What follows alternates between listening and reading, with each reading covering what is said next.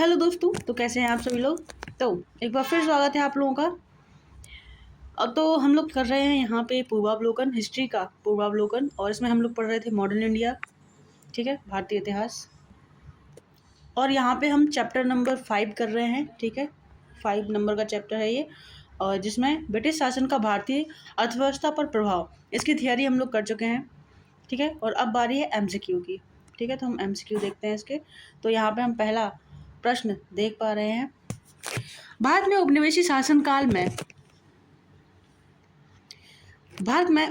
शासनकाल में home charges Bharat से संपत्ति दोहन का महत्वपूर्ण अंग थे। निम्नलिखित में से कौन सी निधि या निधियां होम चार्जेस की संघटक थीं। होम चार्जेस का यहाँ पे मतलब है कि तुम काम लंदन में बैठ के कर रहे हो और अंग्रेज हो, और पैसा जो है तुम इंडिया से ले जा रहे थे। तो जो दादा भाई नौरोजी ने जो पैसे का बहिर्गमन के बारे में जो सिद्धांत दिया था, उससे संबंधित ये प्रश्न है, ठीक है। तो इसका जो है हम ऑप्शन देखते हैं। ऑप्शन 1 है लंदन में इंडिया ऑफिस के भरण पोषण के लिए प्रयोग में लाई जाने वाली निधि। ऑप्शन 2 है भारत में कार्यरत अंग्रेज कर्मचारियों के वेतन तथा पेंशन देने हेतु प्रयोग में लाई जाने वाली निधि। जो तीसरा है भारत के बाहर हुए युद्धों को लड़ने में अंग्रेजों द्वारा प्रयोग में लाई जाने वाली निधि, ठीक है। तो इसका जो जो आंसर है वह है 1 और 2। लंदन में इंडिया ऑफिस के भरण पोषण के लिए प्रयोग में लाई जाने वाली जो निधि थी वो होम चार्जेस में आती थी। दूसरा, भारत में कार्यरत अंग्रेजी कर्मचारियों के वेतन तथा पेंशन देने हेतु प्रयोग में लाई जाने वाली निधि। मतलब कि तुम हो ब्रिटिशर्स, काम ब्रिटिशर्स के लिए कर रहे हो, भले ही तुम इंडिया में हो, तो तुम्हारा वेतन हम क्यों दें, ऊपर से लूट भी हमें को रहे हो, तो वेतन भी तुम हमारे ही पैसों से ले रहे थे। तो वो चीज़ गलत थी, तो उस चीज़ को कॉल आउट यहाँ पे किया गया है। किया गया नहीं है, दादा भाई नौरोजी ने किया था अपनी कई सारी बुक्स में, ठीक। तो जो आपका राइट आंसर हो जाएगा ऑप्शन बी। अगला प्रश्न हम यहाँ पे देखेंगे। अच्छा, इसकी एक्सप्लेनेशन भी हमें देखनी है, तो सारे प्रश्नों की हम एक्सप्लेनेशन भी देखते हुए चलेंगे। और वीडियो अगर आप लोगों को पसंद आ रही है तो चैनल को सब्सक्राइब करना, क्योंकि अभी मेरे बहुत कम सब्सक्राइबर्स हैं। और अगर आप लोगों की पसंद आएगा चीज़ें तो सब्सक्राइबर्स बढ़ेंगे, ठीक है, तभी बढ़ेंगे। और कोई मतलब कि पसंद आती है तभी वीडियो को लाइक करना, पसंद आती है तभी चैनल को सब्सक्राइब करना, वरना कोई ज़ोर ज़बरदस्ती नहीं है, अनलाइक भी कर सकते हो। और अपने कमेंट्स के थ्रू मुझे बता सकते हो कि कैसा मतलब हो रहा है, आपको समझ में आ रही हैं चीज़ें या नहीं आ रही हैं। और नहीं आती है तो मैं इसे और भी ज़्यादा डिस्क्राइब करने की कोशिश करूँगी, ठीक है। औपनिवेशिक शासनकाल में भारत के गृह शुल्कों यानी कि होम चार्जेस से तात्पर्य इंग्लैंड में स्थित राज्य सचिव द्वारा भारत सरकार की ओर से किया गया व्यय था, ठीक है। इसमें शामिल थे भारतीय सार्वजनिक ऋण एवं रेलों पर लगाई गई पूंजी पर दिया गया ब्याज, ठीक, एक ये। दूसरा, भारत में दी गई सैनिक और अन्य सामग्री की लागत। तीसरा, भारत के कारण इंग्लैंड में दिए जाने वाले नागरिक और सैनिक शुल्क।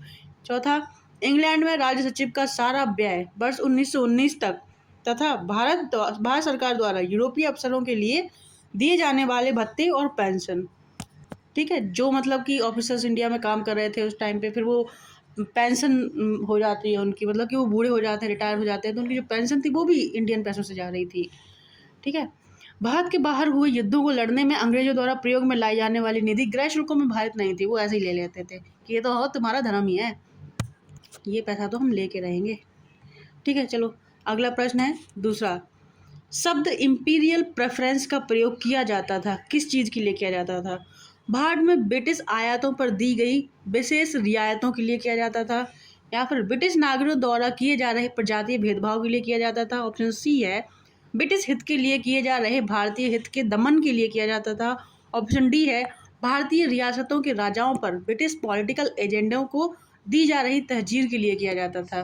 तो यहाँ पर जो आपका राइट आंसर है वो हो जाएगा ऑप्शन ए, भारत में ब्रिटिश आयातों पर दी गई विशेष रियायतों के लिए किया जाता था इंपीरियल प्रेफरेंस। मतलब कि ब्रिटेन से कोई भी सामान अगर इंडिया आता है, या फिर हाँ, भारत में कोई भी ब्रिटिश का सामान आता है तो उस पर टैक्स जैसी चीज़ें जो है नहीं लगाते थे वो लोग। इससे क्या होता था कि उनका सामान इंडिया में सस्ता होता था और सस्ती चीज़ें लोग जल्दी खरीद लेते हैं, ठीक है।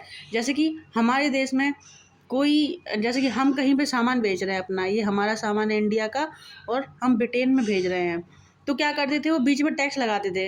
1 रुपये का सामान बनाया गया है तो वो टैक्स लगाएंगे 3 रुपये का, ठीक है। अब जब हम उसे बेचने जाएंगे मार्केट में तो 1 रुपये का प्रॉफिट भी चाहिए, तो हम 4 रुपये का बेचेंगे, ठीक। तो हमारा सामान जो है उनके देश में महंगा हो जाएगा, और उनके जो ब्रिटिशर्स के लोग हैं वो जब सामान को बना रहे होंगे तो वो 1 रुपये की चीज़ को 2 रुपये में बेच रहे हैं, तो किसका सस्ता हुआ? ब्रिटिशर्स को सस्ता हुआ।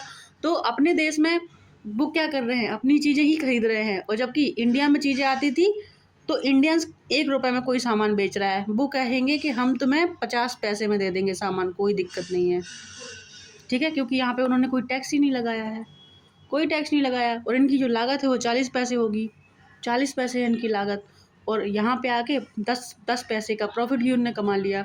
तो इस तरह से काम चल रहा है। यहाँ पे देखेंगे इसकी एक्सप्लेनेशन को। ब्रिटिश काल में इंपीरियल प्रेफरेंस शब्दावली का प्रयोग भारत में ब्रिटिश आयातों पर दी गई विशेष रियायतों के लिए किया जाता था। कुछ नहीं है, वही है। हाँ, अगला प्रश्न है, ब्रिटिश शासन के दौरान भारत में उद्योगों का कोई स्वतंत्र विकास नहीं हुआ, इसका कारण क्या था?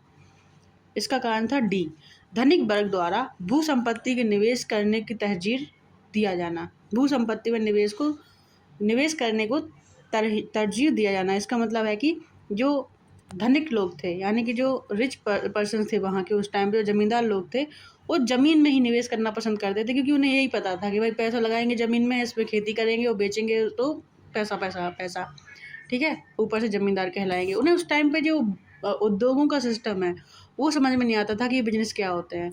तो जो इंडियंस थे वो ज़्यादा से ज़्यादा भू संपत्ति खरीदते थे उस टाइम पे, इसीलिए। ब्रिटिश शासन के दौरान भारत में धनिक वर्ग द्वारा भू संपत्ति में निवेश करने को वरीयता दिए जाने के कारण उद्योगों का कोई स्वतंत्र विकास नहीं हो सका, ठीक।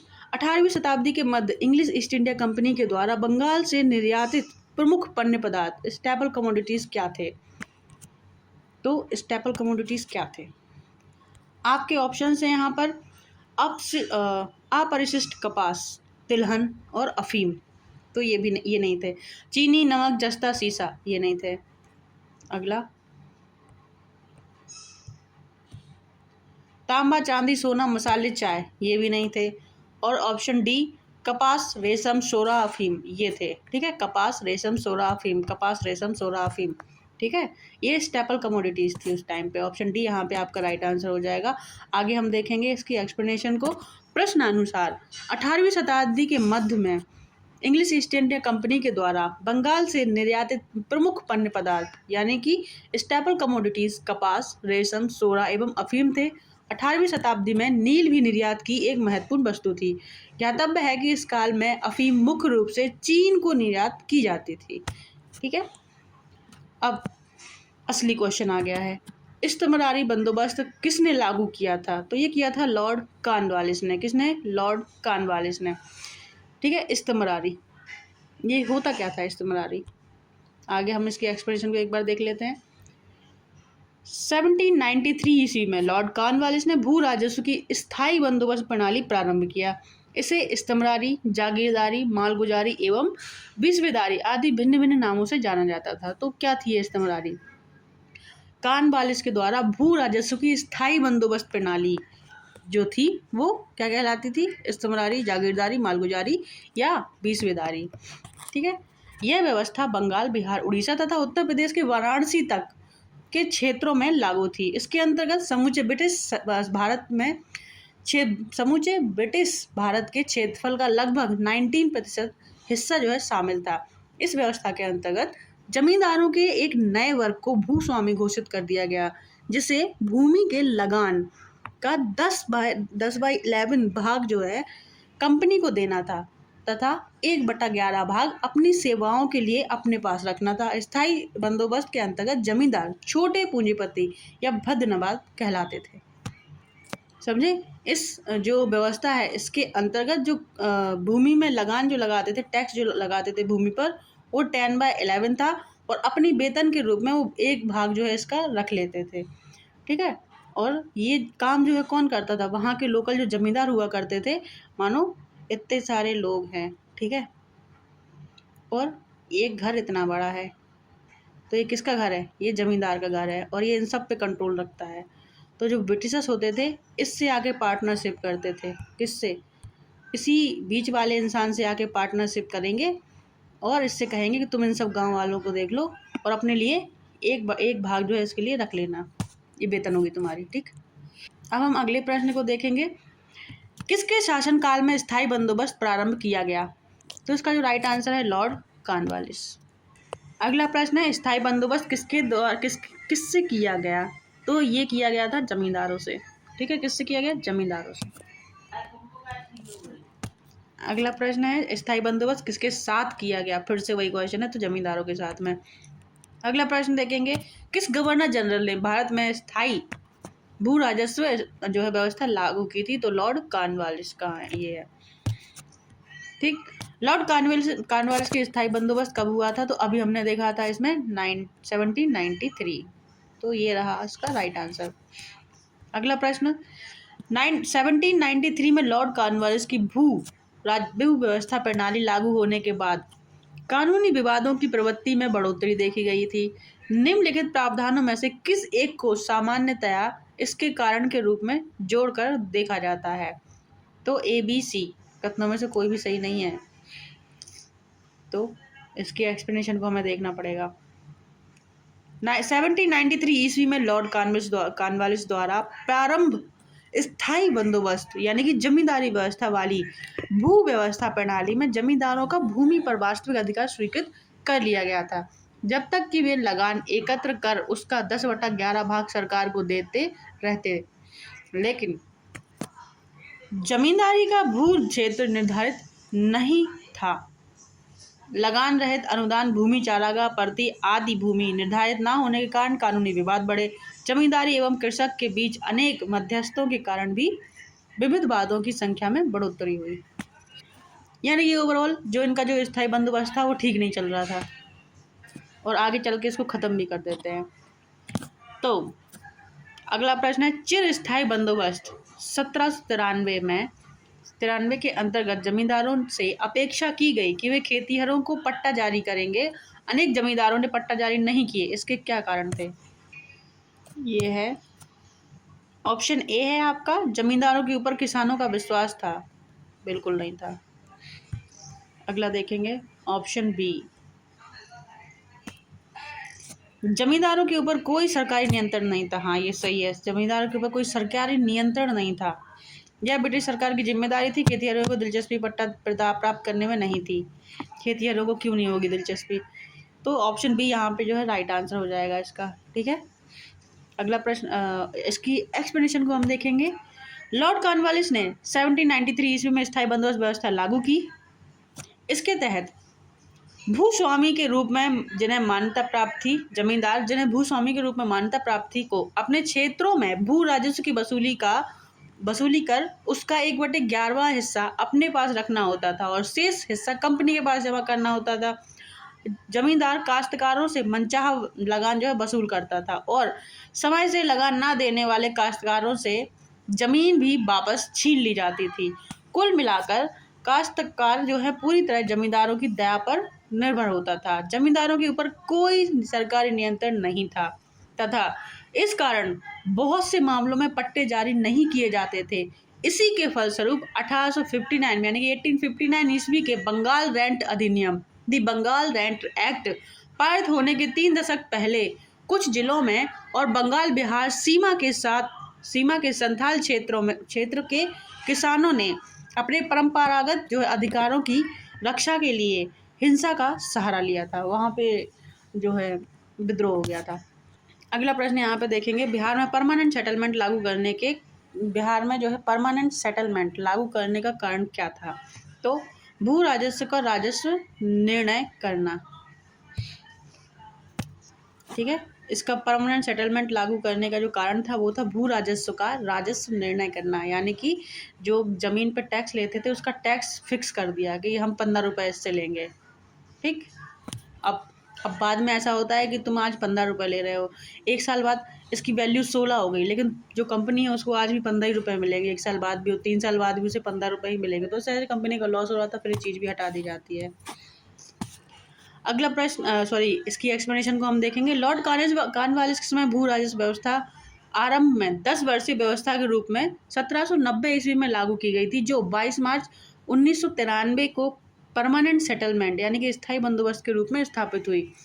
इस व्यवस्था को बिहार में लागू करने का मुख्य कारण कंपनी के लिए भू राजस्व की एक निश्चित राशि तय करना था। अगला प्रश्न है यहाँ पर डैश यानी कि खाली स्थान, रिक्त स्थान की पूर्ति कीजिए। मैं बंगाल और बिहार में भूमि पर किराएदारों के अधिकारों को बंगाल किराएदारी अधिनियम द्वारा दिया गया था। तो इसका जो राइट आंसर हो जाएगा ऑप्शन ए 1885 में बंगाल और बिहार में भूमि पर किराएदारों के अधिकारों को बंगाल किराएदारी अधिनियम द्वारा दिया गया था। इसकी एक्सप्लेनेशन को हम देखेंगे। 1793 ईस्वी में लॉर्ड कॉर्नवालिस द्वारा स्थायी बंदोबस्त को लागू किया गया, जिसने जमींदारों को कई अधिकार प्रदान किए। 19वीं शताब्दी आते आते भूमि की मांग बढ़ने लगी और भूमि मालिकों ने किराए में बढ़ोतरी की। यह समय किसानों के विद्रोह का था। इसी बीच बंगाल सरकार ने बंगाल एवं बिहार में बंगाल किराएदारी अधिनियम 1885 को लागू किया, जिसमें भूमि मालिकों और किराएदारों के अधिकारों को परिभाषित किया गया। ठीक है, आगे देखेंगे। निम्नलिखित में से कौन ब्रिटिश शासन के दौरान भारत में रैयतवाड़ी बंदोबस्त के प्रारंभ किए जाने से संबंधित था? सी केवल 2 और 3 यहाँ पे अलेक्जेंडर रीड और टॉमस मुनरो। क्या किया था इन्होंने? रैयतवाड़ी बंदोबस्त। रैयतवाड़ी साउथ में था। आगे देखेंगे। रैयतवाड़ी बंदोबस्त अंग्रेजों के द्वारा भारत में भू राजस्व वसूली हेतु की गई एक प्रणाली थी। अलेक्जेंडर रीड ने मद्रास प्रेसिडेंसी में सर्वप्रथम 1792 में तमिलनाडु, ठीक है, किसने किया था, कहाँ पे किया था सर्वप्रथम और कब किया था? ठीक है, 3 चीज़ें। 12 महल क्षेत्र में, अब 12 महल का नाम जो है बार बार आ रहा है तो इसको भी याद कर ही लेना। ठीक है, तमिलनाडु के 12 महल क्षेत्र में रैयतवाड़ी व्यवस्था लागू की। टॉमस मुनरो ने 1809 ईस्वी में कुछ क्षेत्रों में इसको लागू किया। 1820 ईस्वी में मद्रास का गवर्नर बनने पर उसने इसे मद्रास में लागू किया। मुनरो के शिष्य एल्फिंस्टन ने इसे बॉम्बे प्रेसिडेंसी में लागू किया। संपूर्ण ब्रिटिश भारत के लगभग 51% क्षेत्र यानी कि मद्रास, बम्बई के कुछ हिस्से, पूर्वी बंगाल, असम एवं कुर्ग आदि में यह व्यवस्था लागू की गई। ठीक, इस व्यवस्था के अंतर्गत रैयतों को भूमि का मालिकाना हक दिया गया कि जो किसान है उसको तुम भूमि का मालिक बना दो। ठीक है, मालिकाना हक दिया गया, जिसके द्वारा ये प्रत्यक्ष रूप से सीधे या व्यक्तिगत रूप से भू राजस्व अदा करने के लिए उत्तरदायी थे कि अब तुम मालिक हो तो तुम्हें देना ही पड़ेगा डायरेक्ट किसको दोगे? तुम डायरेक्ट दोगे सीधे मालिक को, यानी कि मालिक कौन? ब्रिटिशर्स हो गए तुम्हारा। ठीक है, उसको सीधे या व्यक्तिगत रूप से भू राजस्व अदा करने के लिए उत्तरदायी थे। 1835 के बाद जी विंगेट और H.E. गोल्डस्मिथ द्वारा इस व्यवस्था में सुधार किए गए। ठीक है, रैयतवाड़ी व्यवस्था सर्वप्रथम कहाँ पे लागू की गई थी? आखिरकार आ गया क्वेश्चन। तो ये की गई थी मद्रास में, या तमिलनाडु होता तो तमिलनाडु में, और 12 महल होता तो 12 महल में। ठीक, 17 भू राजस्व की स्थायी बंदोबस्त एवं रैयतवाड़ी प्रणाली क्रमशः शुरू की गई थी। कहाँ पे शुरू की गई थी? तो बंगाल एवं मद्रास में। तो पहले जो स्थायी बंदोबस्त है वो बंगाल में किया गया था और रैयतवाड़ी कहाँ पे की गई थी? मद्रास में। प्रश्न नंबर 17 की एक्सप्लेनेशन ऊपर देखें, हम पढ़ चुके हैं क्योंकि। अगला प्रश्न है, सर टॉमस मुनरो भू राजस्व बंदोबस्त से संबंधित हैं। सर टॉमस मुनरो भू राजस्व बंदोबस्त से संबंधित है। कौन से वाले भू राजस्व के बंदोबस्त से संबंधित है? तो सर टॉमस मुनरो और रीड जो है रैयतवाड़ी बंदोबस्त से संबंधित हैं। टॉमस मुनरो और रीड जो है किससे? रैयतवाड़ी बंदोबस्त से संबंधित। रैयत मतलब होता है किसान, रैयत मतलब होता है किसान। ठीक है, किसान होता है रैयत मतलब। आगे देखेंगे, मद्रास के रैयतवाड़ी बंदोबस्त में कौन संबंधित था? तो मुनरो। अगला प्रश्न है, रैयतवाड़ी प्रथा प्रारंभ की थी टॉमस मुनरो ने। ठीक है, टॉमस मुनरो ने। अगला प्रश्न, अंग्रेजों ने रैयतवाड़ी बंदोबस्त कहाँ पे लागू किया था? मद्रास प्रेसिडेंसी में, मद्रास और बम्बई में। ठीक है, अगला प्रश्न है, अंग्रेजों ने रैयतवाड़ी व्यवस्था सर्वप्रथम कहाँ आरंभ की थी? तो हम सबको पता है मद्रास प्रेसिडेंसी में। ब्रिटिश व्यवस्था में रैयतवाड़ी भू राजस्व संग्रह प्रचलित था। तो इसका आंसर यहाँ पे कुछ भी नहीं दिया गया है, पर हम इसे दक्षिण भारत बोल सकते थे पर नहीं बोल सकते हैं क्योंकि मद्रास में था और बाद में इधर पूर्व भारत में भी आ गया था, असम वगैरह में। तो नीचे देखते हैं क्या आंसर दिया गया है। भारत में भू राजस्व वसूली हेतु प्रारंभ की गई रैयतवाड़ी व्यवस्था की शुरुआत तमिलनाडु में हुई थी, जिसे बाद में मद्रास, बम्बई के कुछ हिस्से और पूर्वी बंगाल, असम तथा कुर्ग यानी कर्नाटक में लागू की गई। अतः रैयतवाड़ी भू राजस्व व्यवस्था के अंतर्गत शामिल क्षेत्रों में पश्चिमी भारत, दक्षिणी भारत तथा पूर्वी तीनों शामिल हैं। इसलिए वहाँ पे कोई निश्चित आंसर नहीं दिया गया, पर अगर करना था तो डी दे सकते थे, दक्षिण भारत, क्योंकि सबसे पहले वहीं हुआ था। रैयतवाड़ी बंदोबस्त के संदर्भ में निम्नलिखित कथनों पर विचार कीजिए फिर विचार। किसानों द्वारा लगान सीधे सरकार को दिया जाता था रैयतवाड़ी में। हाँ, ये सही है। सरकार रैयत को पट्टे देती थी, बिल्कुल देती थी, भूमि का मालिकाना हक देती थी। कर लगाने से पूर्व भूमि का सर्वेक्षण और मूल्य निर्धारण किया जाता था, ये भी सही है। तो इस तरह से इसका आंसर हो जाएगा सी। 1, 2, 3 तीनों सही है। ठीक है, एक बार एक्सप्लेनेशन को देखेंगे।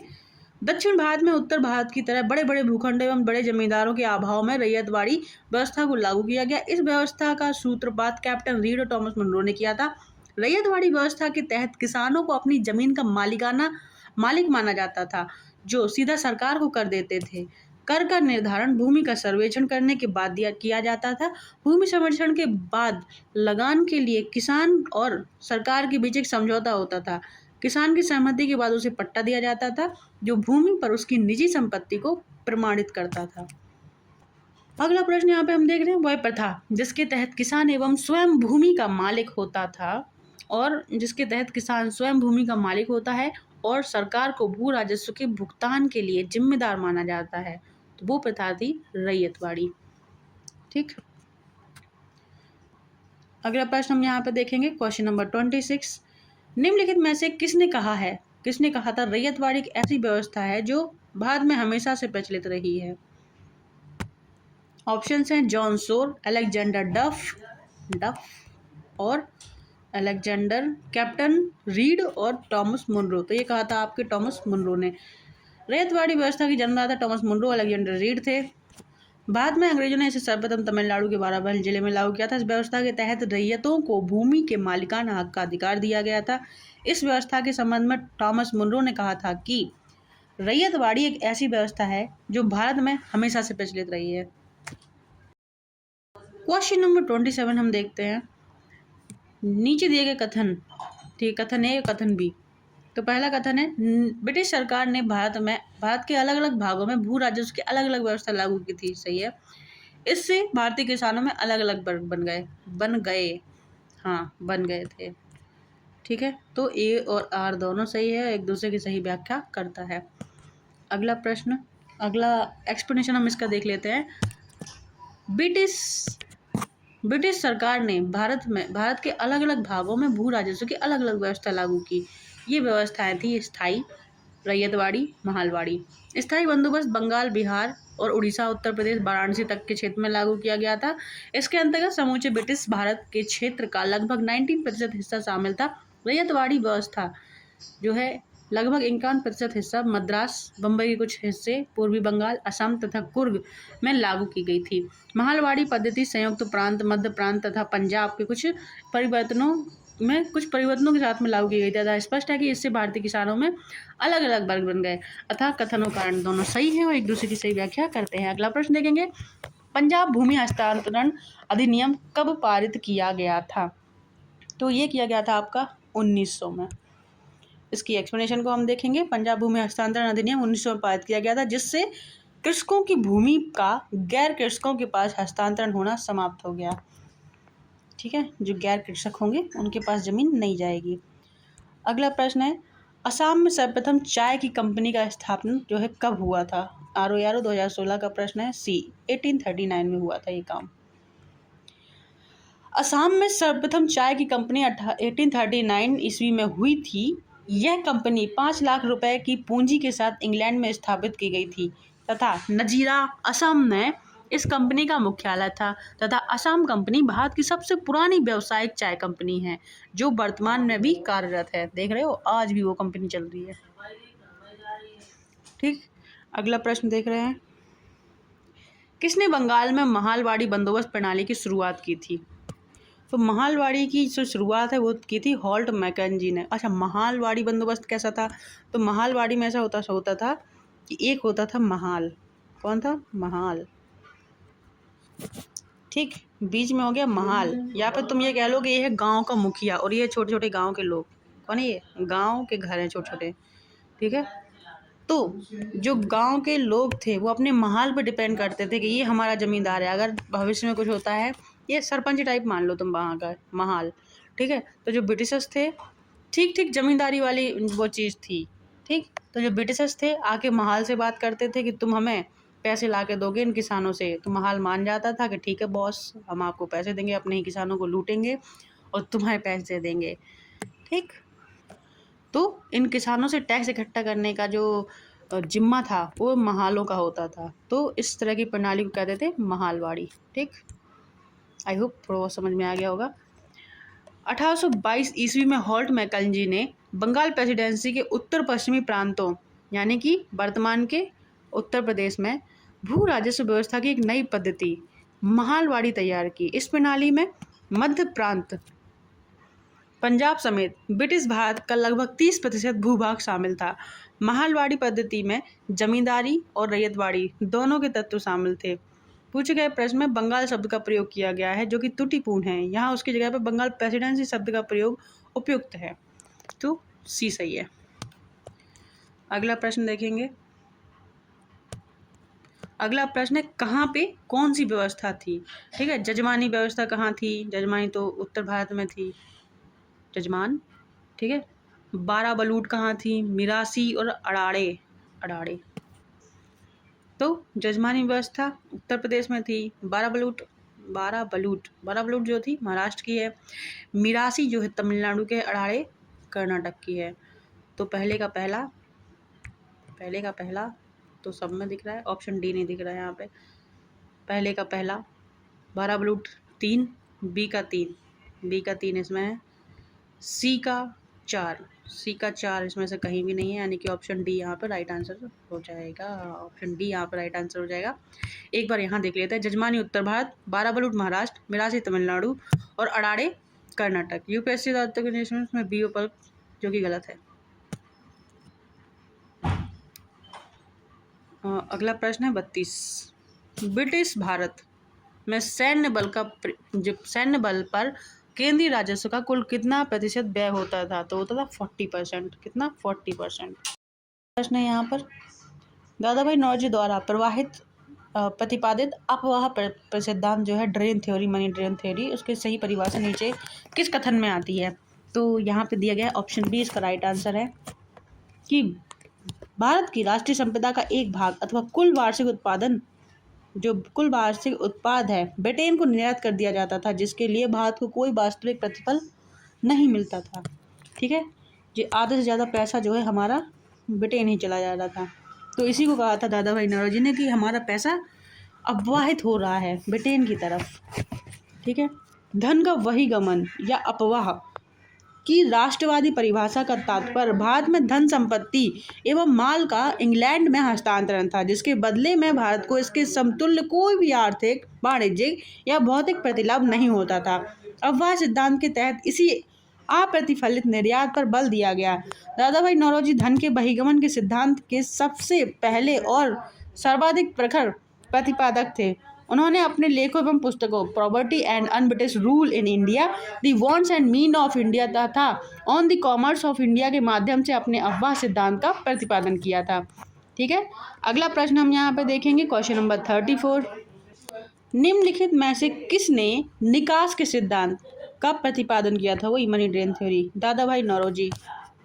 अगला प्रश्न है क्वेश्चन नंबर 35। अंग्रेजों के शासनकाल में तो इसका प्रतिपादन जो है दादा भाई नौरोजी ने किया था। अगला प्रश्न क्या है? कितना बड़ा है? कथन और कारण है ये, अभिकथन और कथन। ब्रिटिश काल में सामान्यतः भारत का व्यापार संतुलन अनुकूल था। ठीक है, व्यापार संतुलन अनुकूल था ब्रिटिश काल में, सामान्यतः, बिल्कुल सही बात है। धन की निकासी का स्वरूप अप्रतिफलित निर्यात था। अभी दादा भाई नौरोजी ने यही बोला था। ठीक है, तो दोनों सही है। ठीक है।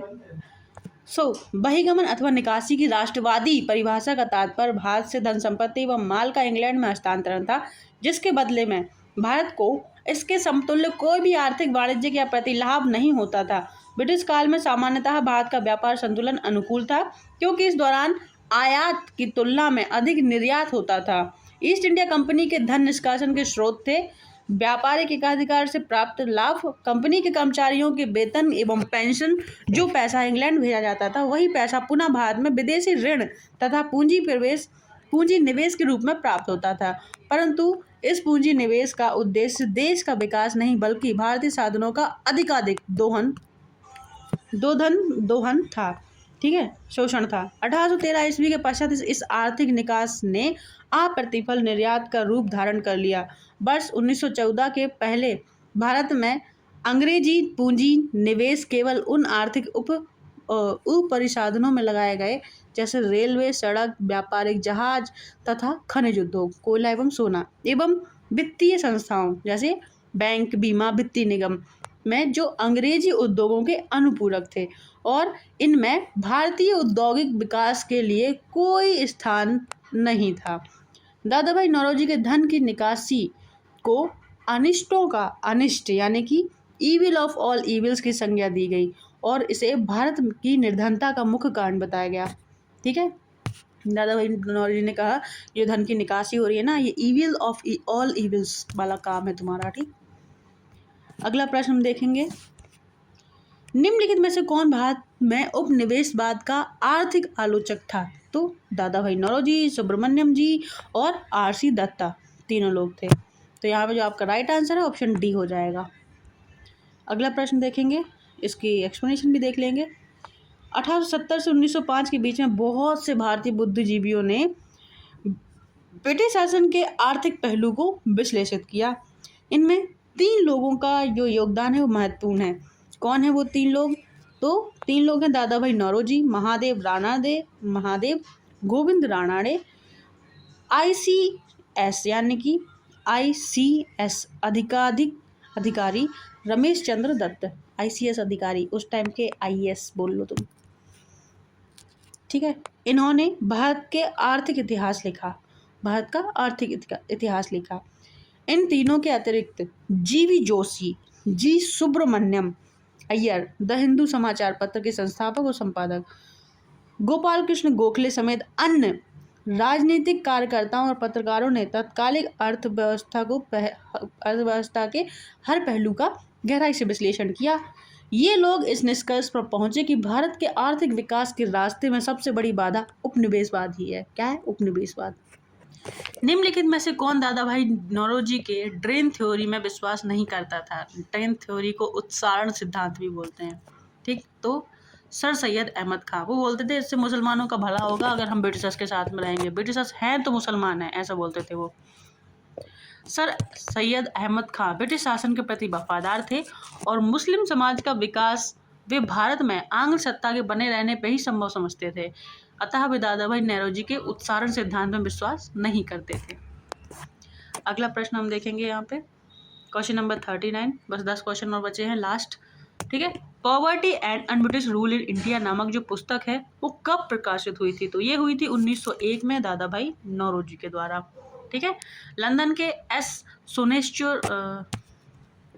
सोनेस्चेन प्रकाशक द्वारा प्रकाशित की गई थी। ठीक, अगला प्रश्न है, poverty and the un-British rule in India नामक जो पुस्तक है वो किसने लिखी थी? तो भाई वो दादा भाई नौरोजी ने लिखी थी। दादा भाई नौरोजी ने 1865 में WC बैनर्जी के साथ मिलकर लंदन इंडियन सोसाइटी का गठन किया, जिसका कार्य भारत के दुख दर्दों का प्रचार करना था। 1892 ईस्वी में लिबरल पार्टी के टिकट पर ब्रिटिश हाउस ऑफ कॉमन्स के लिए चुने जाने वाले वे पहले भारतीय थे। किसके लिए? ब्रिटिश हाउस ऑफ कॉमन्स के लिए। समझ रहे हो बात?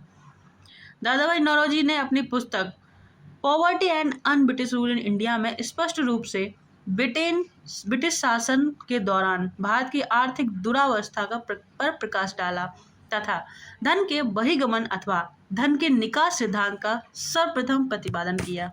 अगला प्रश्न है, ब्रिटिश हाउस ऑफ कॉमन्स में चुने जाने वाले दादा भाई नौरोजी प्रथम भारतीय थे जिन्होंने इस दल के टिकट पर चुनाव लड़ा था? तो वो थे उदारवादी दल से। किससे? उदारवादी दल से। अगला प्रश्न है, ब्रिटिश शासन के समय अर्थव्यवस्था को खोखला करने इकोनॉमिक ड्रेन के सिद्धांत के बारे में पुस्तक किसने लिखी थी? दादा भाई नौरोजी ने। अगला प्रश्न अगला प्रश्न अगला प्रश्न अगला प्रश्न क्वेश्चन नंबर 43 है यहाँ पर। अनुद्योगीकरण के संदर्भ में निम्नलिखित में से कौन से कथन सही है? यह प्रक्रिया 1813 में प्रारंभ हुई थी, अनुद्योगीकरण। ठीक है। और अगला है, ईस्ट इंडिया कंपनी के व्यापारिक एकाधिकारों की समाप्ति ने इस प्रक्रिया को तेज किया था। ठीक, तो ये है आंसर सी, इसका सही है। 1 और 2 दोनों सही है। इसकी एक्सप्लेनेशन को हम देखेंगे। भारत में अनुद्योगीकरण की प्रक्रिया 1813 ईस्वी के चार्टर एक्ट के द्वारा कंपनी का भारतीय व्यापार का एकाधिकार समाप्त करने से शुरू हुई थी। ठीक है, सबको पता है कंपनी का एकाधिकार जो है 1813 के चार्टर अधिनियम के द्वारा खत्म कर दिया गया था। बस एक चाय का अधिकार था जो कि चीन में बना हुआ था। इससे ब्रिटेन की समस्त प्रजा को पूर्वी विश्व के साथ व्यापार की अनुमति प्राप्त हो गई। पहले केवल एक ही कंपनी आ सकती थी। 1813 के बाद में ब्रिटेन की कई सारी कंपनियां भारत आईं। ठीक है, अनुमति प्राप्त हो गई थी। यह औद्योगिक क्रांति को विस्तार देने के लिए किया गया था। इससे भारत ब्रिटिश उत्पादों का बाजार बन गया। अगला प्रश्न है 44। निम्नलिखित कथनों पर विचार कीजिए। ऐसे विचार कीजिए। दादा भाई नौरोजी की भारतीय राष्ट्रीय आंदोलन को सर्वाधिक प्रभावी देन थी कि उन्होंने इस बात को अभिव्यक्त किया कि ब्रिटेन भारत का आर्थिक शोषण कर रहा है। एकदम सही। उन्होंने प्राचीन भारतीय ग्रंथों के बारे में तो उन्होंने पढ़ा भी नहीं था। उन्होंने सभी सामाजिक बुराइयों का निराकरण की आवश्यकता पर सर्वोपरि जोर दिया। उन्होंने ऐसा कुछ नहीं किया था।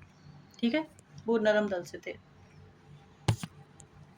तो इसका जो राइट आंसर है ऑप्शन 1 हो जाएगा। ठीक है, केवल एक सही है। अगला प्रश्न देखेंगे। दादा भाई नौरोजी आधुनिक भारत के प्रथम ऐसे राष्ट्रवादी नेता थे जिन्होंने गहरे शोध और विश्लेषण पर यह सिद्ध किया कि ब्रिटेन भारत का आर्थिक शोषण कर रहा है और प्रतिवर्ष एक निश्चित रकम इंग्लैंड ले जाई जा रही है। इसके परिप्रेक्ष्य में ही उन्होंने अपनी इकोनॉमिक ड्रेन थ्योरी दी थी। अगला प्रश्न देखेंगे। किसने यह विचार किया था कि भारत में ब्रिटिश आर्थिक नीति घिनौनी है? तो ये किया था कार्ल मार्क्स ने किया था।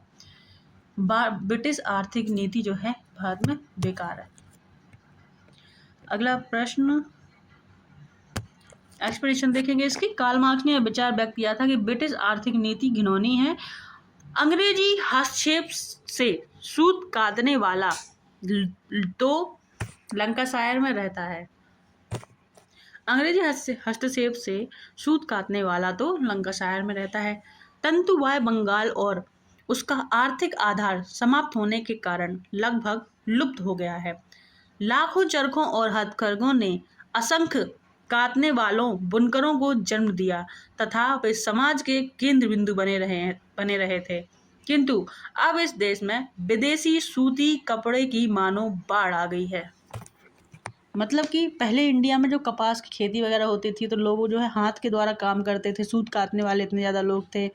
फिर क्या हुआ, ब्रिटेन ने मशीनें बना ली सूत काटने वाली। और फिर अपना जो अब ऐसा हो रहा था कि हम लोग हाथ से काम करते थे, बनाने में टाइम लग जाता था, 2-2 3-3 दिन का टाइम लग रहा। उनका कपड़ा 1 घंटे में बन के तैयार हो जा रहा। तो उनने इतने कपड़े बना दिए कि और बनाने के बाद में बाजार में बेचे। अब मशीन का बना हुआ कपड़ा था तो थोड़ा सा उसकी वो भी अच्छी थी कि सिलाई बुनाई भी अच्छी थी और जल्दी भी वो लोग कर करके दे रहे थे काम। तो इससे क्या हुआ कि जो मार्केट है, इंडियन मार्केट है, उसमें बहुत ज़्यादा सूती वस्त्र आ गया था। और अब जो हाथ का बना हुआ सामान था उसकी इतनी वैल्यू भी नहीं रह गई थी। तो अगला प्रश्न देखेंगे इसी के साथ में। दक्षिण भारत में सिंचाई व्यवस्था का अग्रदूत किसे माना जाता है? तो सर आर्थर कॉटन को माना जाता है। ठीक है, नाम कॉटन है पर पानी लेके आए हैं। सर आर्थर कॉटन ब्रिटिश सिंचाई अभियंता थे। उन्होंने दक्षिण भारतीय राज्यों की सिंचाई व्यवस्था हेतु उल्लेखनीय कार्य किया, इसलिए सर आर्थर कॉटन को दक्षिण भारत में सिंचाई व्यवस्था का अग्रदूत माना जाता है। अगला प्रश्न है। भारत के इतिहास के संदर्भ में निम्नलिखित युग्मों पर विचार कीजिए। तो यहाँ पे दिया गया है, इन दोनों को मिलाना है, ठीक है। औरंग राजकोष प्रभारी नहीं होता था। बेनियान बेनियान ईस्ट इंडिया कंपनी का भारतीय एजेंट था, ये सही है। और मिरासीदार राज्य का नामित राजस्व दाता कहलाता था, ठीक है। तो इस तरह से इसका जो राइट आंसर है ऑप्शन बी हो जाएगा, केवल 2 और 3 सही है। इसकी एक बार हम एक्सप्लेनेशन देख लेते हैं। औरंग फारसी का शब्द है जिसका अर्थ होता है गोदाम। यहाँ पर बिक्री से पहले माल का भंडारण किया जाता था, ठीक है। औरंग मतलब गोदाम, वहाँ पे माल रखा जाता था।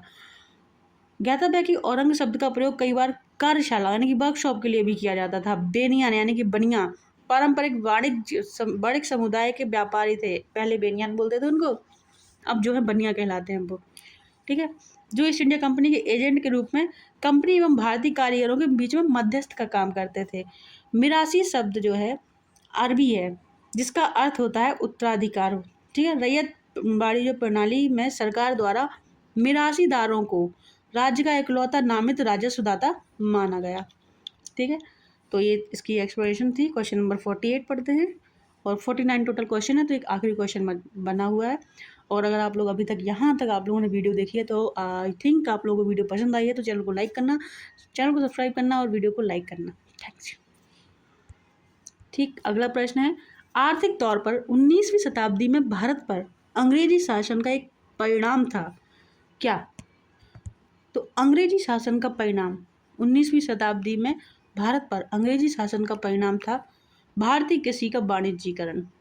नील की खेती, कपास की खेती, ये सब वाणिज्यीकरण, खेती, अफीम की खेती। और इसकी एक्सप्लेनेशन हम देखेंगे जिससे और चीज़ें क्लियर हो जाएंगी। 1813 के चार्टर एक्ट द्वारा ईस्ट इंडिया कंपनी का व्यापारिक एकाधिकार समाप्त करके मुक्त व्यापार की नीति अपनाई गई। इंग्लैंड में औद्योगिक क्रांति उफान पर थी, अतः इंग्लैंड को अपने उद्योगों के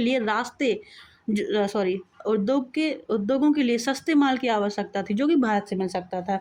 इस प्रकार भारत कच्चे माल का उत्पादन करने वाला देश बनकर रह गया। हमारे यहाँ से कच्चा माल लेके वहाँ पे पकाते थे, हमसे कॉटन उपजाने के लिए बोलते थे कि तुम कॉटन की खेती करो, और यहाँ से उठा के कॉटन ले जाते थे ब्रिटेन। हमसे बोलते थे नील की खेती करो, उठा के ले जाते थे कहाँ पे, कच्चा माल ब्रिटेन, वहाँ पे उसको पकाते थे, बढ़िया बनाते थे, और जो है यहाँ पे बेच देते थे, उल्टा हम ही को बेच देते थे। हमारा सामान ले जाके हम ही को बेच दिया क्योंकि हम प्रोसेस नहीं कर पा रहे थे उसको।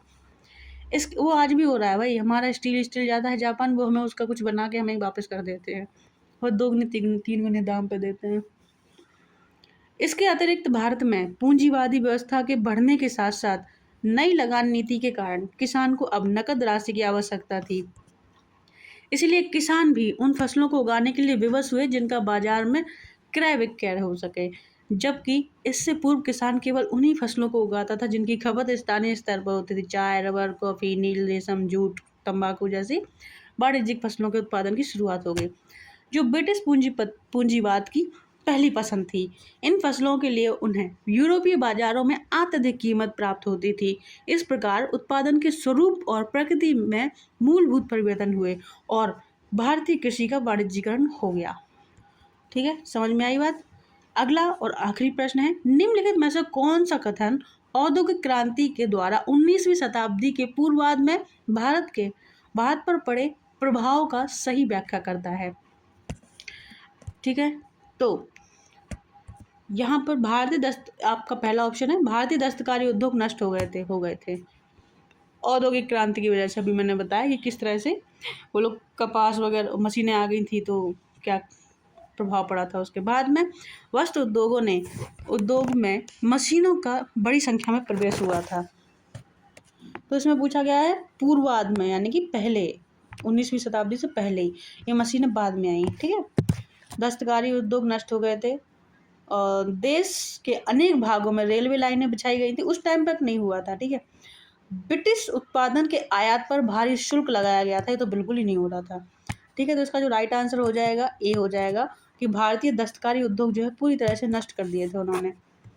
19वीं शताब्दी में औद्योगिक क्रांति के फलस्वरूप भारतीय कुटीर उद्योगों पर बुरा प्रभाव पड़ा। जो घर घर कभी कभी सूत काटने का काम हो जाता था, अब वो नष्ट हो चुका था।